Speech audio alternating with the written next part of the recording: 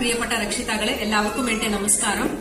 ഇന്ന് ജൂൺ 2 25-26 വർഷത്തെ അധ്യയന വർഷത്തിന്റെ തുടക്കമാണ്.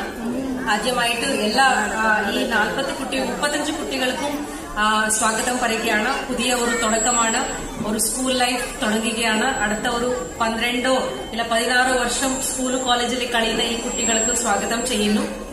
ഇവിടെ കുട്ടികൾക്ക് കൂടുതൽ ടീച്ചേഴ്സും രക്ഷിതാക്കളും പിന്നെ മുതിർന്നവരാണ് ഉള്ളത്. കൂടുതൽ എന്ന് പറഞ്ഞാൽ എഡ്യൂക്കേഷണൽ ഔട്ട്കംസ് തന്നെയാണ്. ഇപ്പോൾ നമ്മുടെ എഡ്യൂക്കേഷൻ പോളിസി ചേഞ്ച് ആവുന്നുണ്ടോ, ആ സ്കില്ല് കാണിക്കേണ്ടത്. സോ എഡ്യൂക്കേഷണൽ ഔട്ട്കംസ് കുട്ടികൾ ക്ലാസ്സിൽ ഉണ്ടാവുമ്പോൾ അവർ കേൾക്കുന്നുണ്ടോ, അവരുടെ മനനമാവുന്നുണ്ടോ? എഡ്യൂക്കേഷനിൽ ഒരു 4-5 സ്റ്റെപ്സ് ഉണ്ട്. കേൾക്കുക, മനസ്സിലാക്കുക, അതിനെ ഓർമ്മിപ്പിക്കുക ആൻഡ് അതിനെ അപ്ലൈ ചെയ്യുക. ലൈഫിൽ എന്ന് കുറെ സ്റ്റെപ്സുകളുണ്ട്. അതെല്ലാം ചെയ്യുന്നുണ്ടോ? ആ എഡ്യൂക്കേഷണൽ ബെനിഫിറ്റ്സ് അവർക്ക് കിട്ടുന്നുണ്ടോ എന്ന് നിങ്ങൾ നോക്കണം. പിന്നെ രണ്ടാമത്തേതാണ് ലൈഫ് ഔട്ട്കംസ് എന്ന് പറയുന്നത്. ലൈഫ് ഔട്ട്കംസ് എന്ന് പറഞ്ഞാൽ ഇപ്പോൾ ഈ കുട്ടികൾ ചേരുമ്പോൾ അവർ ഒരു 16 ഇയേഴ്സ് കഴിഞ്ഞ ശേഷമാണ് എംപ്ലോയബിൾ ആവുന്നത്. ജസ്റ്റ് ഇമാജിൻ 16 കൊല്ലം ശേഷം എങ്ങനെ ഉണ്ടായിരിക്കും നമ്മുടെ ഒരു എംപ്ലോയബിലിറ്റി മാർക്കറ്റ് എങ്ങനെ ഉണ്ടായിരിക്കും അല്ലെ? So much change would have come. ഒത്തിരി ചേഞ്ചസ് വന്നതായിരിക്കും 16 വർഷം കഴിഞ്ഞ ശേഷം. ഈ ഒരു 12th സ്റ്റാൻഡേർഡ് ചെയ്തിട്ട് ഒരു 4 വർഷം ഡിഗ്രി ചെയ്തിട്ട് അവർ എംപ്ലോയബിൾ ആവണം എന്ന് പറഞ്ഞാൽ 16 വർഷമാവും. സോ 16 വർഷം കഴിഞ്ഞ ശേഷം എങ്ങനെ ഉണ്ടായിരിക്കും നമ്മുടെ ഇന്ത്യയുടെ ഒരു ലാൻഡ്സ്കേപ്പ്? എംപ്ലോയബിൾ പിന്നെ നമ്മുടെ കൺട്രിയും നേരിടുന്നത് അത് ലഹരിയുടെ ഒരു പ്രോബ്ലമാണ്.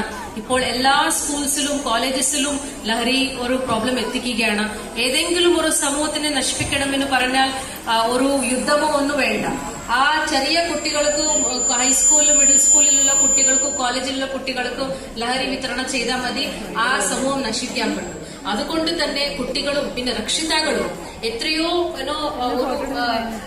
ഒരു ലെവൽ കൺട്രോൾ ചെയ്യാത്ത രീതിയിൽ പോകുന്ന ശേഷമാണ് നമുക്ക് മനസ്സിലാവുന്നത്.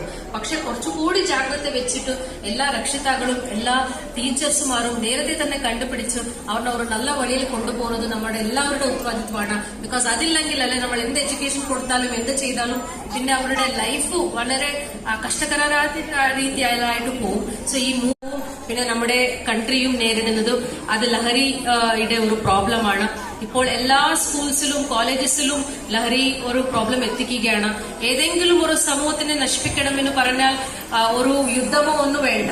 ആ ചെറിയ കുട്ടികൾക്കും ഹൈസ്കൂളിലും മിഡിൽ സ്കൂളിലുള്ള കുട്ടികൾക്കും കോളേജിലുള്ള കുട്ടികൾക്കും ലഹരി വിതരണം ചെയ്താൽ മതി, ആ സമൂഹം നശിക്കാൻ പറ്റും.